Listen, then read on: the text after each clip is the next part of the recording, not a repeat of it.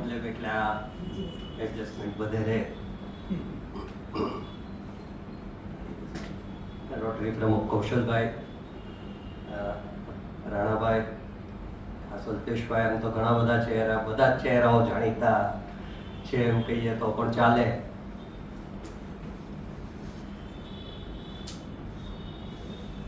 કોલોનાઇઝેશન થી ડીકોલોનાઇઝેશન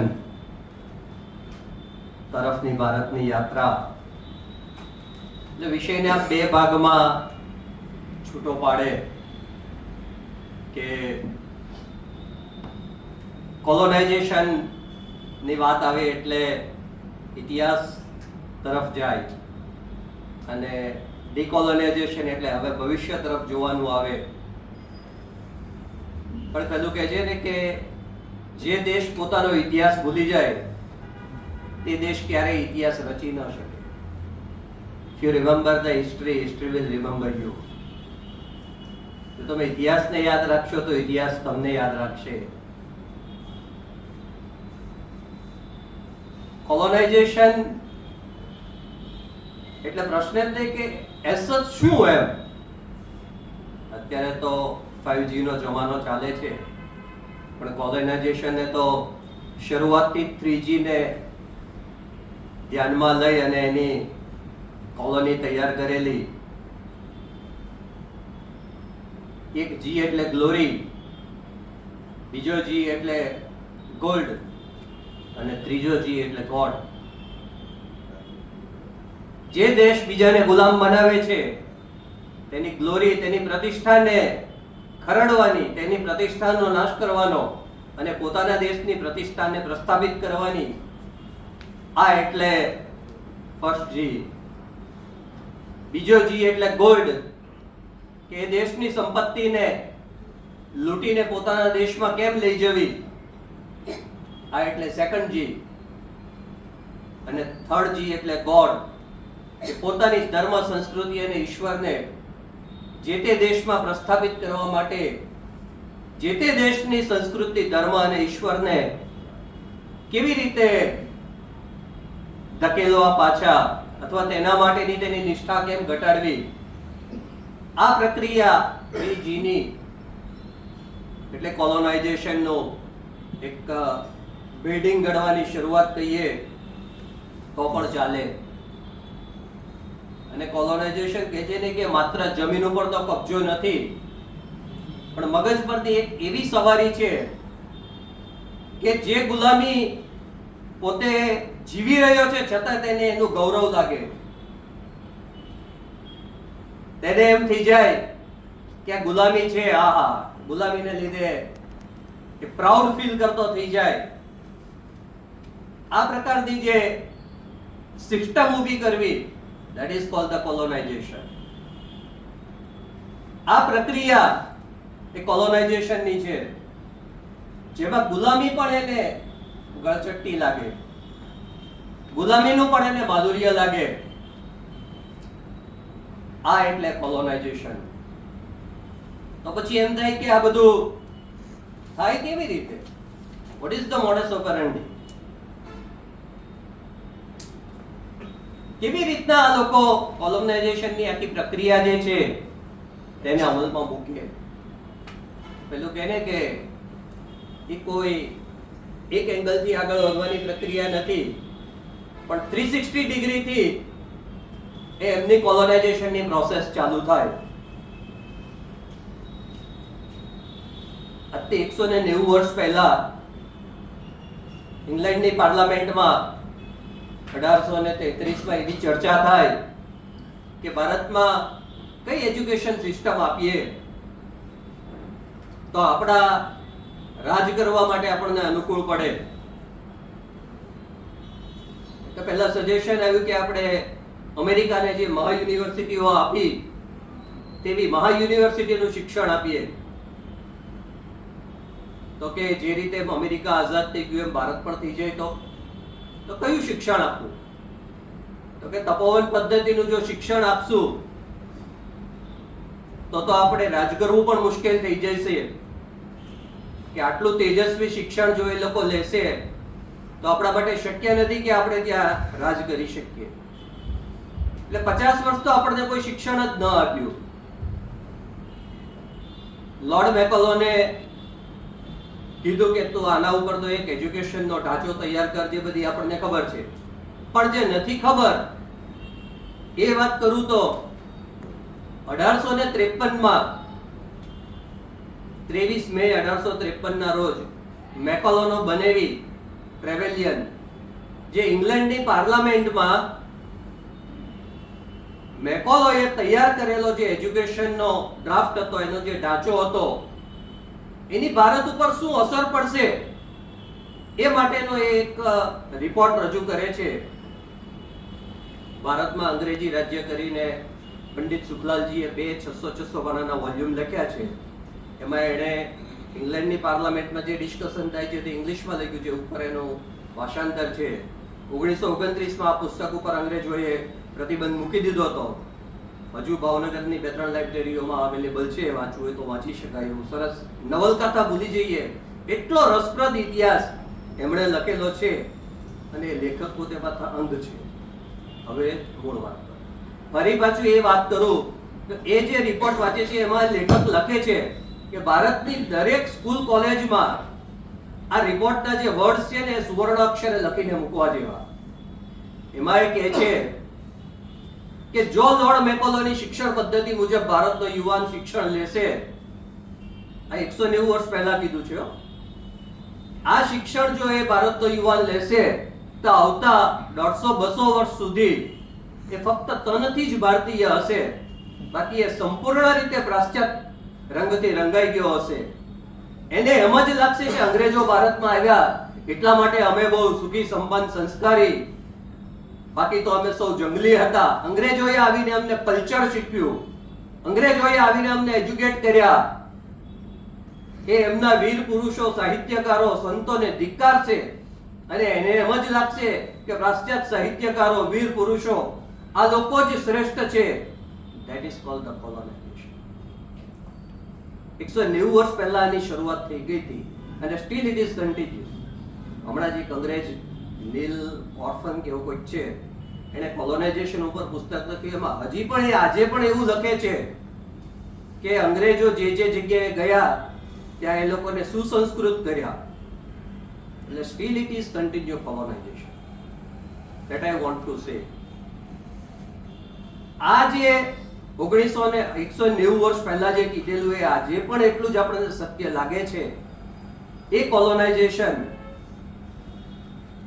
જે એમ કહેવાય કે જ્યારે એ લોકો અંગ્રેજો વાતો કરતા હતા કે ભારતને કયું શિક્ષણ આપવું, ત્યારે ઇંગ્લેન્ડમાં ફક્ત 200 સ્કૂલ હતી, ભારતમાં 5 લાખ પાઠશાળાઓ હતી. અને આ અંગ્રેજોએ રેકોર્ડ કરેલી વાત છે. ડોક્ટર ધર્મપાલ કરીને, રાજુભાઈ દીક્ષિતનું નામ સાંભળ્યું હોય તો એમના ગુરુ કહી શકાય એવા, એમણે 11 વોલ્યુમ 17મી 18મી સદી ઉપરના આપ્યા છે ઇતિહાસના.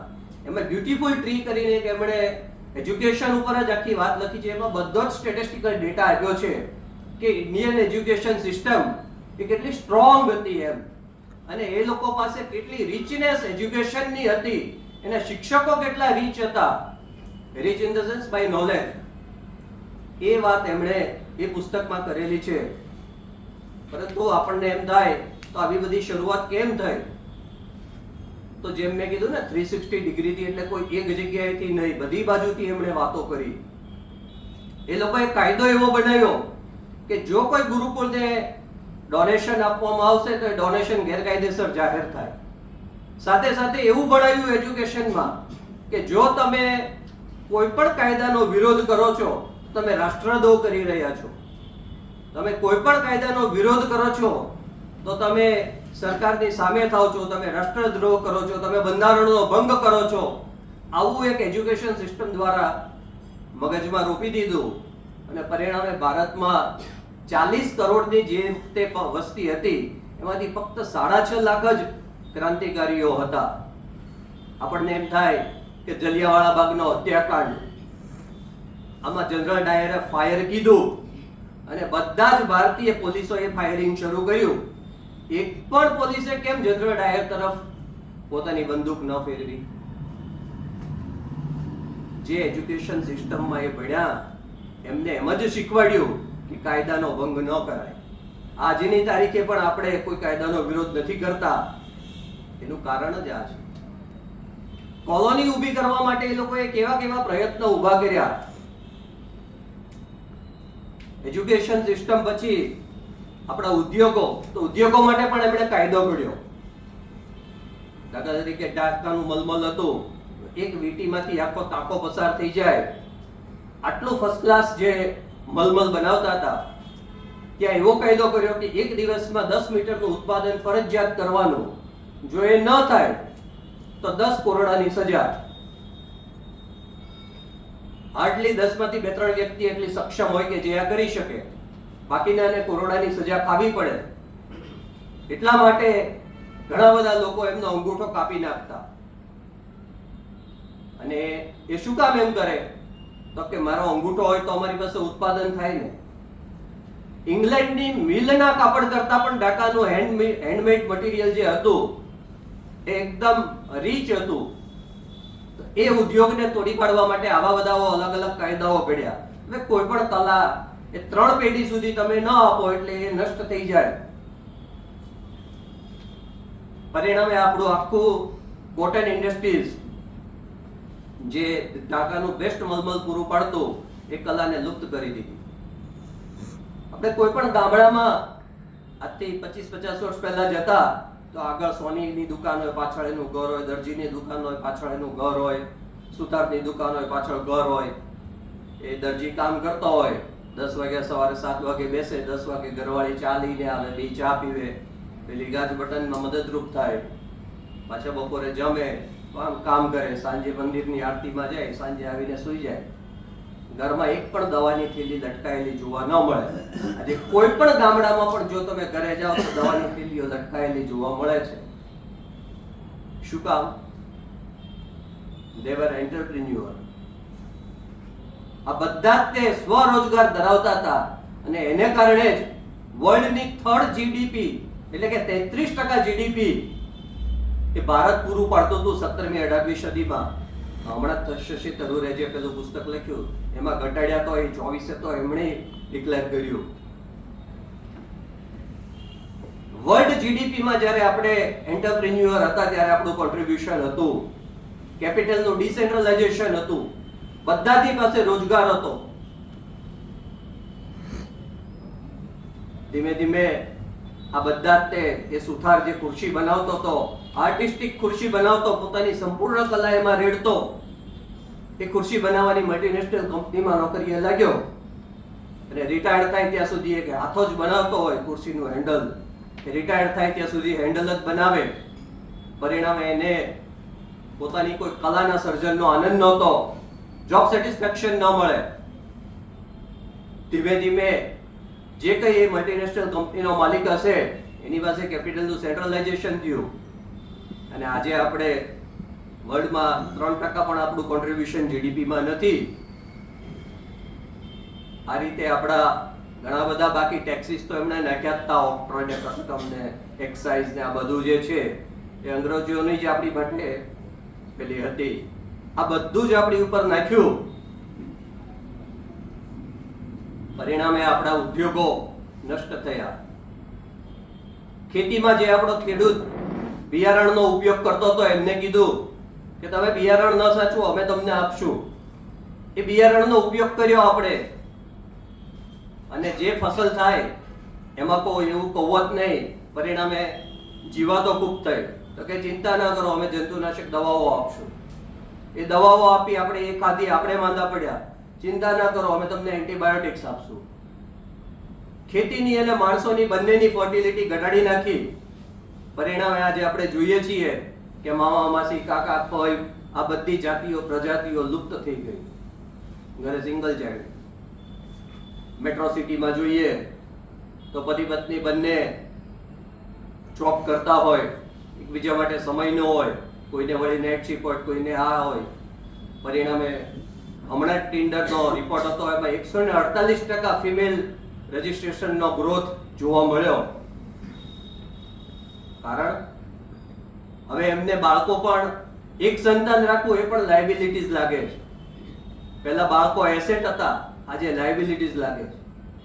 પરિણામે હમણાં ઓલી હિરોઈને ડિક્લેર કર્યું ને કે બાળકો કરતા કૂતરાઓ પાળો. એના મા બાપને અક્કલ નહોતી એટલે આ બેને આવી શિખામણ આપી.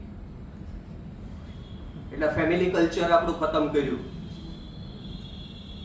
ડેમોગ્રાફી ડિસ્ટર્બ કરી દીધી.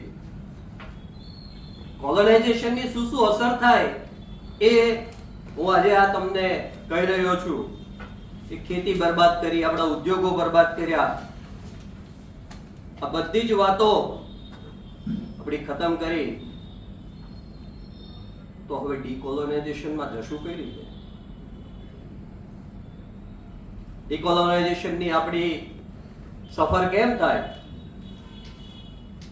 તો સૌથી પહેલા તો આપણા મનમાં આપણને 200 વર્ષથી એક જ ભણાવ્યું કે તમને ફ્રેન્ચે લૂંટ્યા, ડચ લોકોએ લૂંટ્યા, મુગલોએ લૂંટ્યા, અંગ્રેજોએ લૂંટ્યા, તમને બાબરે હુમલો કર્યો, તમારી ઉપર ગઝનીએ 17 વાર સોમનાથ લૂંટ્યું. પણ આપણે એ નથી વિચારતા કે ગાંધારથી સોમનાથ નું ડિસ્ટન્સ તમે જોવા જાઓ તો 11 વખત આવવું એટલે એની એજમાં ઇઝ ઇટ પોસિબલ કે 10,000 નું લશ્કર લઈને આવવું? રસ્તામાં શું બધે પેલા પડા હોટલો હતી એ વખતે? ઇઝ ઇટ પોસિબલ કે 17 વખત આવી રીતે ચઢાઈ થાય એક જ જિંદગીમાં? ને 10,000 લોકોને માટે બધી વ્યવસ્થા છે ગાંધારથી અહીંયા સુધી સોમનાથ સુધી થાય. એ લોકોએ ભણાવ્યું ને આપણે ભણ્યા. આપણને એ જ ઇતિહાસ ભણાવ્યો કે તમારું મસ્તક ક્યારે ઊંચું ન થાય. સતત તમને એવો હિણપત ભર્યાનો ભાવ થાય. આજ આપણા મગજમાં રૂપિયા કર્યું. પરિણામે આપણને એમ જ થાય કે રિસર્ચ વર્ક તો ત્યાં જ કરી શકે, ગણિત વિજ્ઞાન એ યુરોપ અમેરિકા આપે તો જ થઈ શકે. પણ આપણને એ નથી ખબર કે અંગ્રેજોએ ભારતમાંથી ખાલી કોહિનૂર નથી લૂંટ્યો, સંપત્તિ નથી લૂંટી, આપણું જ્ઞાન પણ એટલું જ લૂંટીને ગયા છે. પાયથાગોરસનો પ્રમેય બોધાયનના શુલ્બસૂત્રમાં છે, ન્યૂટનના ગતિના નિયમો આપણે ત્યાં છે, આર્યભટ્ટે પાઈનું માપ શોધીને કીધું 3.14 સમથિંગ ને એટલા પ્રમાણિક કે એમણે એમ કીધું કે હું સત્યની નજીક છું. આ સત્ય છે એમ પણ એમણે ન કીધું. આટલી તો પછી ઓનેસ્ટી. આપણે ત્યાં આટલું બધું સ્થાપત્ય છે એ જ્યોમેટ્રી વગર થાય? ભાસ્કરાચાર્યએ એમની દીકરી લીલાવતી ઉપરનો ગ્રંથ લખ્યો, એ બીજગણિત ઉપરનો ઉત્કૃષ્ટ ગ્રંથ કહી શકાય. આવી તો ઘણી બધી વાતો, જેમને વધારે રસ હોય એમને અદ્ભુતમ સંસ્કૃતમ કરીને જે પુસ્તક છે મારું, એમાં મેં આ બધી વિગતો પ્રૂફ સાથે આપેલી છે કે કયા શ્લોકમાં ભાષાંતર સાથે, પ્રમેયની ડેફિનેશન સાથે, આકૃતિ સાથે સમજાવીને આપ્યું છે કે જે વાતો આપણે ત્યાં હતી, કે જે પાયથાગોરસના ઘણા 500 વર્ષ પહેલા શુલ્બસૂત્રમાં આ વાતો હતી. આવું તો ઘણું બધું આપણે ત્યાંથી ચોરાઈ ગયું છે. ઘણા એવી પણ આર્ગ્યુમેન્ટ્સ કરશે કે આપણે ત્યાં રિસર્ચ વર્ક કેમ નથી? જો આ બધું હતું તો હવે કેમ નથી? ચાઇના પાસે આટલું બધું ડેવલપમેન્ટ છે, આપણી પાસે કેમ નથી? પણ આપણને એ નથી ખબર કે અમેરિકાએ બધું જ ચાઇનાને ચોરી કરવા માટે છૂટ આપી દીધી. જે ટેકનોલોજી જોઈએ તે લઈ જાઓ, વગર વ્યાજની લોન આપી, એક્સેસ રિસોર્સિસ એમનું બધું જ રિસર્ચ વર્ક એમને આપી દીધું. અને ચાઇનાને કીધું તમે ઇમ્પોર્ટ કરે જાઓ, અરે મેન્યુફેક્ચરિંગ કરે જાઓ, અમે બધું જ લેશું. 500 કરોડનો માલ મોકલે, 500 કરોડના ડોલર છાપવા માટે એને $1 ના 25 સેન્ટ થાય. નોટો છાપીને આપી દીધી. હવે ચાઇનાને ખબર પડે છે કે આ તો અમેરિકાએ આપણે રિસોર્સિસ વાપરીને નોટો છાપીને આપી દીધી. આ 3 ટ્રિલિયનના રિઝર્વની કોઈ વેલ્યુ નહીં રહે ભવિષ્યમાં. થઈ ડીડોલરાઇઝેશનની શરૂઆત. પણ જવા દો એ વિષય, ગ્લોબલાઇઝેશન ને ડીડોલરાઇઝેશનનો ફરી પાછો એક બીજી કલાક લઈ જાય. પણ ચાઇના પાસે રિસર્ચ હોવાનું કારણ આ છે. રિસર્ચ હોવા માટે તમારી પાસે એક્સેસ રિસોર્સ જોઈએ, એક્સેસ ટાઈમ જોઈએ, એક્સેસ મની જોઈએ, એક્સેસ એનર્જી જોઈએ, જે 17મી સદીમાં આપણી પાસે હતી. Because everyone was entrepreneur, everyone make the research in that particular business. એને એક પોતાની ખુરશી બનાવવી હોય તો એનું રિસર્ચ કરતો કે હું કેવા કેવા પ્રકારની જુદી જુદી ખુરશીઓ બનાવી શકું. એક્સેસ ટાઈમ હતો, એક્સેસ મની હતા, એક્સેસ રિસોર્સિસ હતા. આજે આપણી પાસે નથી. અનામત છે ને આપણે ત્યાં રિઝર્વેશન, એ સિક્કાની બે બાજુ છે. સિક્કાની એક બાજુ આપણને એમ છે કે સમાજના વંચિત લોકો જે કંઈ છે એમને બેનિફિટ મળવો જોઈએ, ચોક્કસ મળવો જોઈએ. સિક્કાની એક બાજુ છે, એની ના નથી. પણ સિક્કાની બીજી બાજુ જે છે, જે કોલોનાઇઝેશને સંતાડેલી છે, જે આપણને ખબર જ નથી, અને તે એટલે આ બેસ્ટ બ્રેઇન જે કંઈ છે એને તમે આગળ ન આવવા દો. એના બે ફાયદા. ભારતમાં એને તક ન મળવી જોઈએ. તક નહીં મળે તો અમારું પશ્ચિમ ડેવલપ થશે, અમારું યુરોપ અમેરિકા તો ડેવલપ થશે. જો એ ત્યાં ન આવે તો તમારે ત્યાં એનું કંઈ કામ ન આવવું જોઈએ, તેની બુદ્ધિ કામ ન આવવી જોઈએ. આ બીજું નુકસાન, જે મેં સાવ શરૂઆતમાં કીધું હતું એમ, એમનો ફાયદો ને આપણું નુકસાન. આ જ કોલોનાઇઝેશનનો મોટિવ.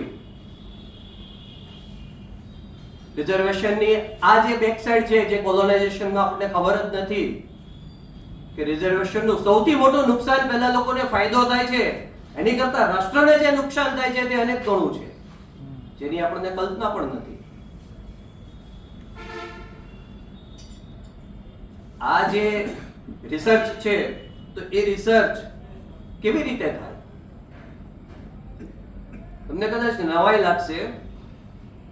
ગ્રીક અને રોમન કલ્ચર, આ યુરોપની ખૂબ ડેવલપ કલ્ચર. અમેરિકા તો આ બધા ત્યાંથી ગયા અને પછી થયું. એ ગ્રીકમાં 1000 થી વધારે ફિગર નહોતો. રોમન પાસે 10,000 થી વધારે કલ્પના નહોતી. ધેટ મીન્સ કે એમની પાસે 10,000 કરતા વધારે કરવાનો કોઈ વ્યવહાર જ નહોતા આવતા. અને ભારતમાં એ વખતે 10 ની ઉપર 140 ઘાત મૂકો ને એટલે સુધીના દરેક ફિગરની વેલ્યુ આપેલી છે, ને દરેકને આઈડેન્ટિફિકેશન નામ આપેલા છે કે ભાઈ 10 ની ઉપર 130 ઘાત મીંડા લાગે ત્યારે એ રકમને શું કહેવાય, 45 લાગે તો શું કહેવાય. ધેટ મીન્સ કે 10 ઉપર 140 મીંડા મૂકો છો, આટલો વ્યવહાર કોઈ પણ પ્રકારનો આપણે ત્યાં થતો હશે. એટલું એરેથમેટિક આપણે ત્યાં ડેવલપ હતું. તો આ જે કંઈ રિસર્ચની મેં તમને વાતો કરી કે આવું રિસર્ચ આપણી જે કંઈ આપણો ઇતિહાસ છે, આપણી પાસે જે કંઈ પડ્યું છે, એના માટેનું આપણને ગૌરવ થવું જોઈએ. એના માટે આપણને એક સ્પિરિટ લાવવો જોઈએ કે નહીં, અમારા પૂર્વજો પણ આટલા મહાન હતા. આ ફીલ થવું જોઈએ. પણ આપણને એમ થઈ જાય કે નહીં, કેમ્બ્રિજ ને ઓક્સફર્ડ કે હાર્વર્ડે કીધું ને, ધેટ્સ ફાઇનલ, એનો પ્રોફેસર કે એટલે પૂરું. એમ હવે આપણે એનું વસ્ત્ર આપવું જોઈએ. 1950 થી 1990 સુધીમાં તમાકુ ઇન્ડસ્ટ્રીઝ જે હતી, ટોબેકો ઇન્ડસ્ટ્રીઝ, આ લોકો જે સિગરેટ બનાવતા, પીટર ફિલિપ મોરિસ ને આ બધાની જે બ્રાન્ડ હતી, એટલે સમાજમાં એવી વાતો શરૂ થઈ કે સિગરેટથી કેન્સર થાય. એટલે આ લોકોએ રિસર્ચ માટે બધી જ ટોબેકો કંપનીએ એક ટોબેકો ઇન્ડસ્ટ્રીઝ રિસર્ચ કમિટી કરી. આ કમિટી શું કરે તો કે મોટી મોટી યુનિવર્સિટીને રિસર્ચ કરવા આપે, કેમ્બ્રિજ, હાર્વર્ડ, સ્ટેનફોર્ડ, આ બધા. પછી આ યુનિવર્સિટી શું કરે કે બધા ગ્રેટ પ્રોફેસર્સ હોય એમને રિસર્ચ પેપર તૈયાર કરવા આપે કે તમે આ સિગરેટથી કે તમાકુથી કેન્સરને શું અસર થાય છે એના ઉપર એક રિપોર્ટ તૈયાર કરો. એનો જે ચેરમેન હોય એને કહી દીધું હોય કે તમારે રિપોર્ટમાં શું કરવાનું, તો કે કેન્સર પીવાથી, સિગરેટ પીવાથી કેન્સર થવાનો કોઈ ડાયરેક્ટ, કોઈ સીધો પુરાવો નથી. આ તમારે રિસર્ચમાં આપવાનું છે. આ એને પહેલેથી કહી દેવામાં આવે. પછી રિસર્ચની પ્રોસેસ શરૂ થાય. બધું જ સરકારી ધોરણે થાય. એના બધા ક્લિનિકલ ટ્રાયલ્સ લેવાય ને આ કરે ને તે કરે ને બધું જ ઉંદરો ઉપર પ્રયોગ કરે. પણ એવા જ ઉંદરો પ્રયોગોમાં લીધા હોય કે જેને કોઈ પણ સંજોગોમાં કેન્સર થવાની શક્યતા ન બનતી હોય. આવા ઉંદરો ઉપર પ્રયોગ કરી અને પછી એના ઉપર થીસીસ તૈયાર થાય. અને જે કીધું એમ કે પરિણામ તો પહેલેથી જ પ્રી ડિફાઇન્ડ રિપોર્ટ હોય, એટલે એ રિપોર્ટ પછી માર્કેટમાં આવે. 1990માં કોર્ટને ખબર પડી કે ભાઈ આ તો બોગસ રિપોર્ટ છે. પછી ખબર પડતા બધી તપાસ કરી એટલે ખબર પડી કે સિગરેટ પીવાથી તો કેન્સર થાય જ છે. પણ આ બધી હાર્વર્ડ, કેમ્બ્રિજ, સ્ટેનફોર્ડ, આ બધી જ ઓક્સફર્ડ યુનિવર્સિટીના જે પ્રોફેસરો હતા એ પ્રોફેસરોએ આ રીતની માલ પ્રેક્ટિસિસ કરેલી. આ બધી જ યુનિવર્સિટી જે છે એ બે જ લોકો ચલાવે. એક તો ભારતના માતા પિતા કે જે એમના સંતાનોને ભણવા મોકલે એટલે એ ચાલે, અને બીજું આ બધી જ કંપનીઓ આ મોટી યુનિવર્સિટીઓને ફંડ પ્રોવાઈડ કરે અને પોતાને જે કંઈ રિપોર્ટ્સ જોઈએ છે એ પ્રકારના રિપોર્ટ્સ ત્યાંના પ્રોફેસર્સ દ્વારા મળે. આવો જ બીજો એક રિપોર્ટ શુગર અને હાર્ટ એટેકનો. 1960માં અમેરિકામાં ખૂબ જ હાર્ટ એટેકના કેસ વધતા ગયા, એટલે એનું રિસર્ચ કરવા માટે શુગર કંપનીઓ જ એક શુગર કમિટી મૂકે કે ભાઈ શુગર રિસર્ચ ફાઉન્ડેશન, SRF કરીને એક ફાઉન્ડેશન બનાવ્યું. આ કંપનીઓ જ ફંડ કાઢે અને એ જ આ ફાઉન્ડેશન કરે. પછી આ ફાઉન્ડેશન પાછું મેં કીધું એ યુનિવર્સિટીઓને બોલાવે. યુનિવર્સિટીઓ પાછી એમના પ્રોફેસરોને અહીંયા રિસર્ચ કરવા મૂકે. આ પ્રોફેસરો ફરી પાછા નક્કી કરેલો રિપોર્ટ કે ભાઈ ખાંડ ખાવાથી કોઈ હૃદય રોગને તકલીફ નથી થતી, પણ ફેટી જે કંઈ ફૂડ છે, જે વધારે ચરબીયુક્ત ખોરાક લેવામાં આવે છે એટલા માટે હાર્ટ એટેક આવે છે. આવું રિસર્ચમાં એમણે પ્રીડિફાઇન્ડ આપવાનું હતું. એટલે વૈજ્ઞાનિકોએ પણ આ પ્રમાણે કહ્યું. 40 વર્ષ સુધી આ બધું ડિંડક ચાલ્યું. એટલે લો ફેટ, હાઈ શુગરની બધાએ સ્વીટ ખૂબ ખાધી યુએસમાં. પછી હમણાં 2016માં જામા ઇન્ટરનેશનલ મેડિસિન નામનું જર્નલ છે, એમાં આ બધા સ્કેમનો પર્દાફાશ થયો. એટલે આપણા મગજમાં એમ હોય ને કે ભાઈ કેમ્બ્રિજ, ઓક્સફર્ડ, હાર્વર્ડ યુનિવર્સિટી જે કંઈ આપે છે એટલે એ તો બધું શ્રેષ્ઠ જ હોય. એ વાત કોઈ આપણે માનવાની જરૂર નથી. અને આ બધી જ કોઈ મારી ઘરની ધોરાજી નથી ચલાવતો. આ બધી જ વાતો તમારે જોવી હોય તો બધી જ ઉપલબ્ધ છે. આ જે કંઈ જર્નલ્સમાં જે કંઈ આવેલી છે એ બધી વાતો જ છે. આવું જ એક ત્રીજું ઓપિયોઇડ કરીને એક નીરજભાઈને, ઉમંગભાઈને આ બધાને ખબર હશે, પેઇન કિલર. આ પેઇન કિલરનું જે કંઈ R&D ચાલતું હતું, જ્યારે એવું કીધું કે આ દવાથી કોઈ જ આડઅસર નથી થતી, આની કોઈ હેબિટ નથી પડતી, આની કોઈ નશો નથી થતો, પણ એ બધું ટૂંકા ગાળા માટે નહોતું થતું, લાંબા ગાળા માટે થતું હતું. પણ આવો રિપોર્ટ્સમાં કોઈ ઉલ્લેખ ન કર્યો અને આની કોઈ અસર નથી થતી. આવા રિપોર્ટ્સ જાહેર થયા. ઘણા વર્ષો સુધી બધું ચાલ્યું. ફરી પાછું બધા, હવે આમાં એવું હોય કે 10-15 વૈજ્ઞાનિકોને રોક્યા હોય, એમાંથી બધાના રિપોર્ટ્સ મગાવે. જેનો રિપોર્ટ્સ પોઝિટિવ હોય, કે જે ક્લિનિકલમાં જે માટે એમને કીધું હતું, જે માટે બેસાડ્યા હતા, જેના પૈસા આપ્યા હતા એ પ્રમાણે હોય તો જ એ જર્નલમાં છપાય. કારણ જર્નલ પણ પાછી આ બધી જ કંપનીઓ દ્વારા ચલાવાતી, અને નહીતર એ રિપોર્ટ્સ રિજેક્ટ થઈ જાય. એટલે 10 માંથી જો આવા 3 કે 4 રિપોર્ટ્સ હોય તો એ રિજેક્ટ થાય. આવો કોઈક રિજેક્ટ થયેલો ફરી પાછો ક્યાંક બહુ એગ્રેસિવ થઈને નીકળે ત્યારે આ સ્કેમ બધા બહાર આવતા હોય છે. એટલે આપણા મગજમાં એમ હોય છે કે એ લોકો રિસર્ચ કરીને બધું આપે છે એટલે એ લોકો જ રિસર્ચ કરી શકે ને બધું બહુ શ્રેષ્ઠ. તો એ વાત પણ આપણે કોઈ માનવાને કારણ નથી. બીજું, આ લોકોનું એક નેરેટિવ બિલ્ડિંગ જબરજસ્ત હોય છે.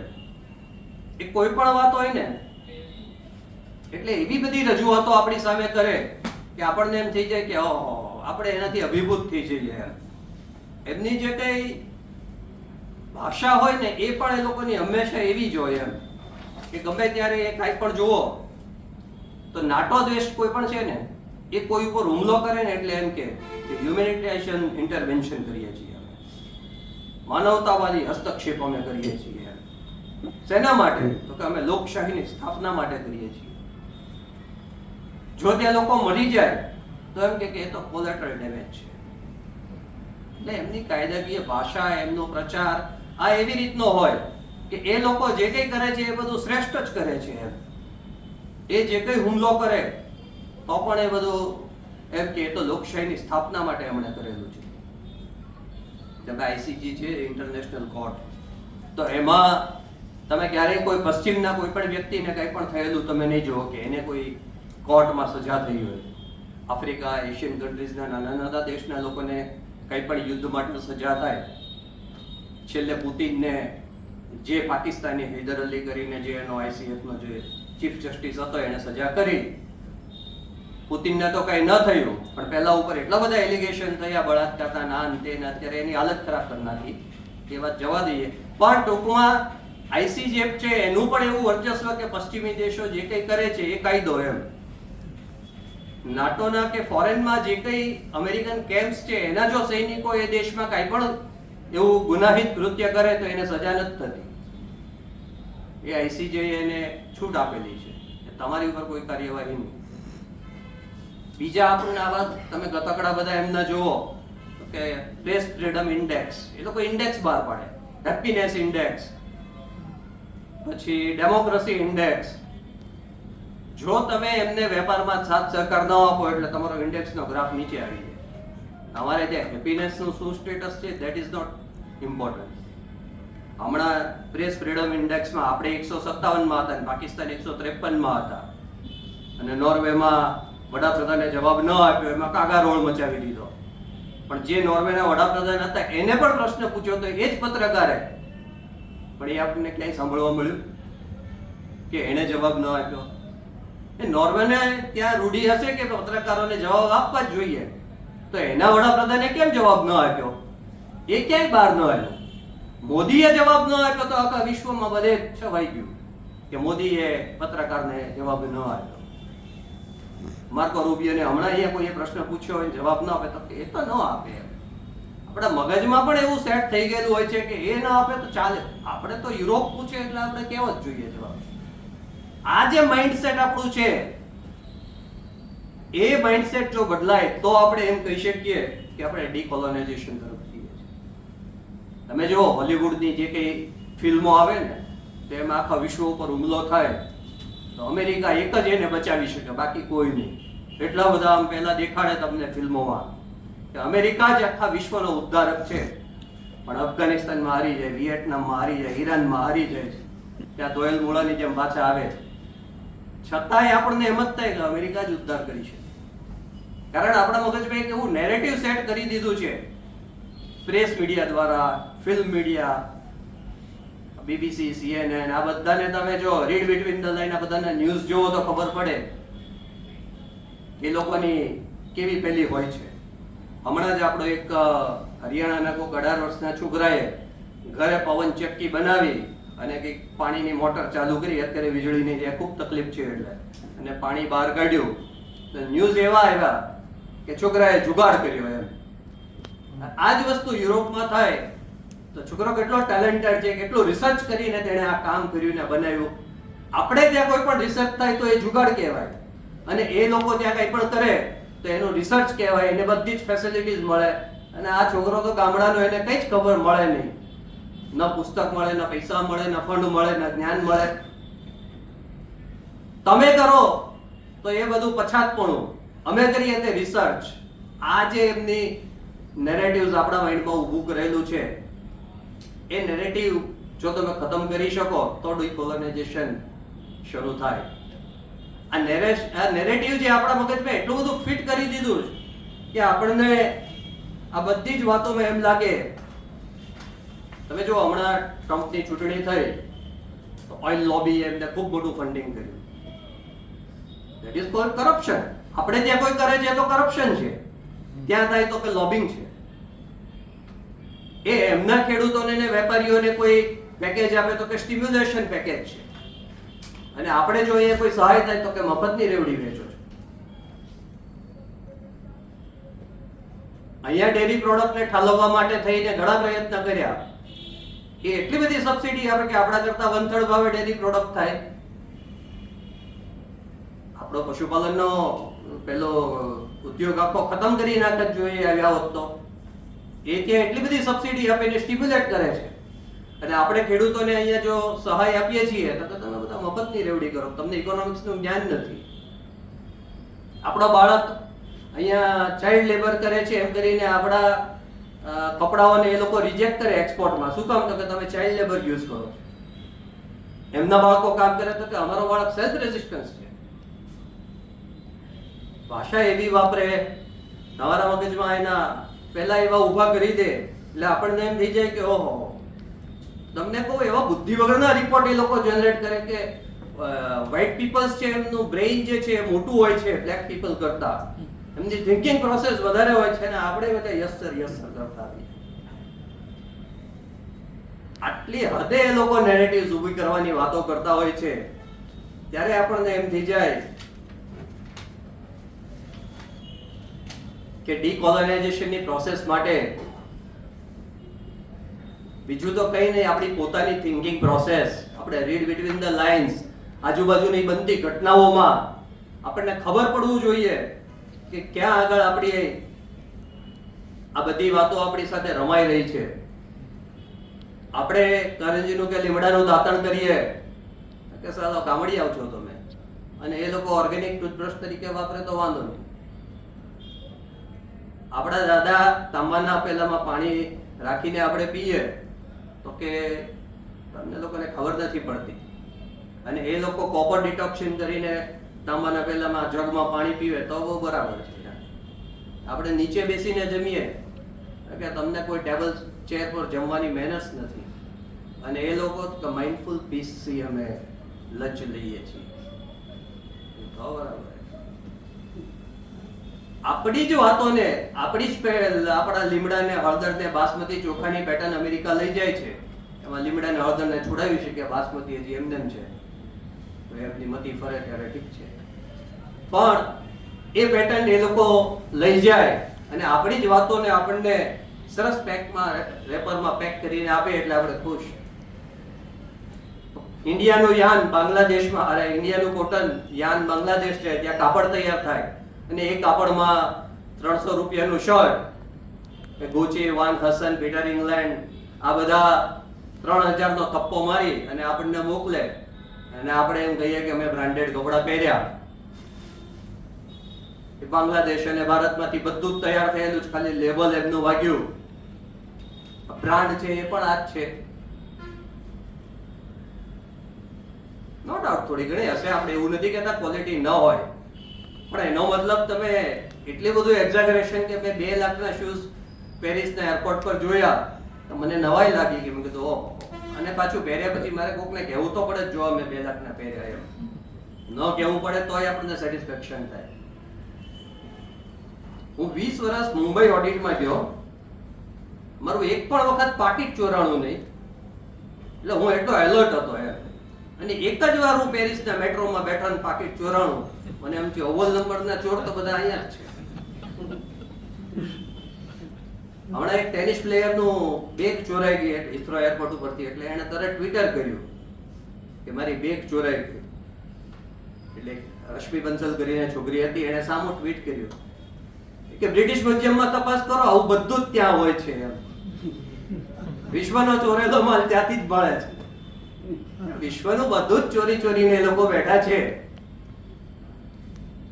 અને આપણું જ્ઞાન પણ એટલું લઈ ગયા છે.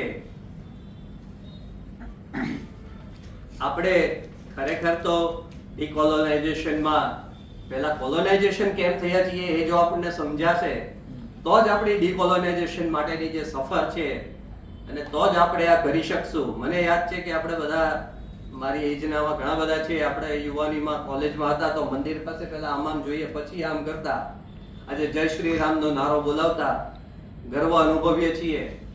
આ પણ એક ડીકોલોનાઇઝેશનની શરૂઆત છે.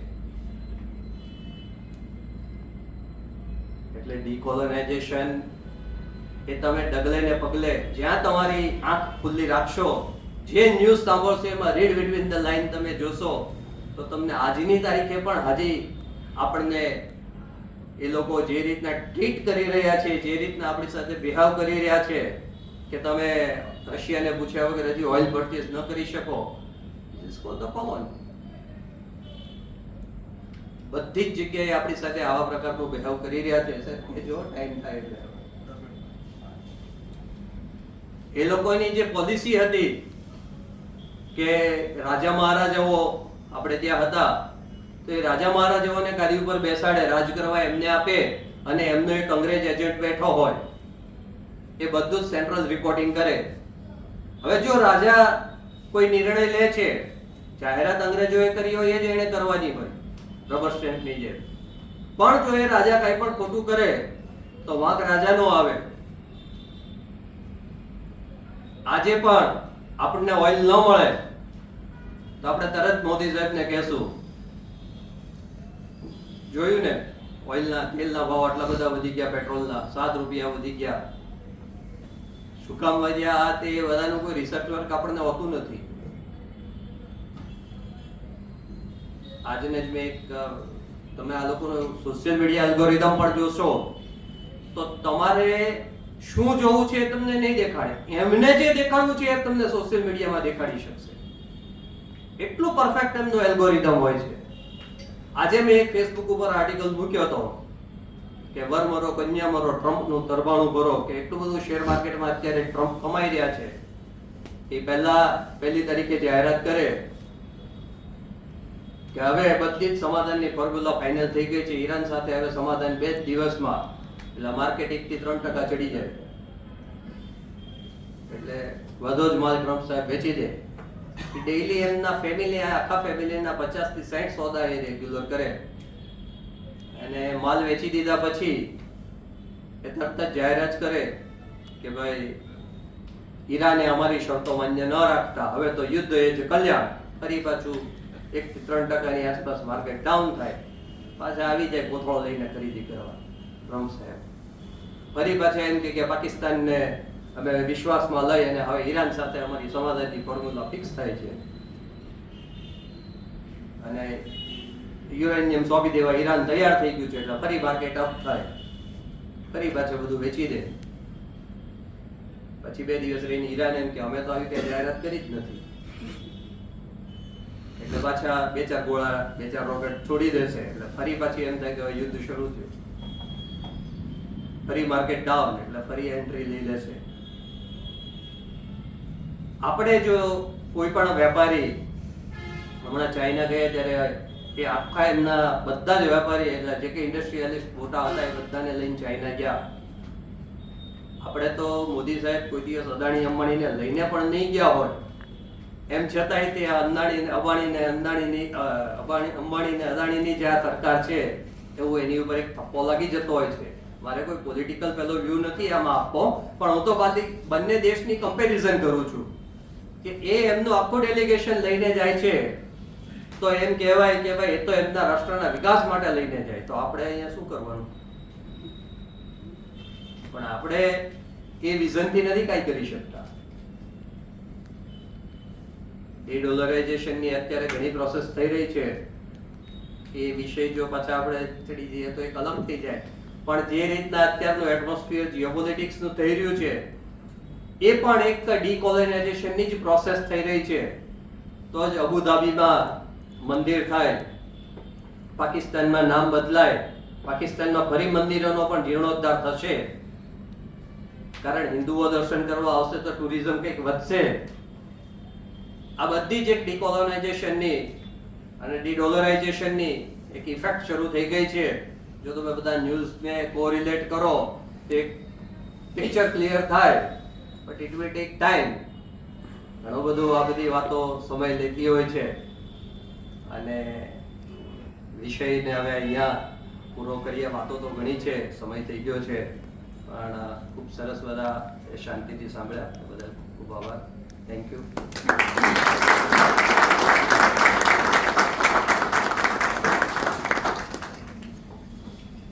થેન્ક યુ પરેશભાઈ, ખૂબ જ સરસ અને આઈ ઓપનિંગ ઇન્ફોર્મેશન માટે. અને કોઈને ક્વેશ્ચન હોય કદાચ, આપણી પાસે 5 મિનિટ છે.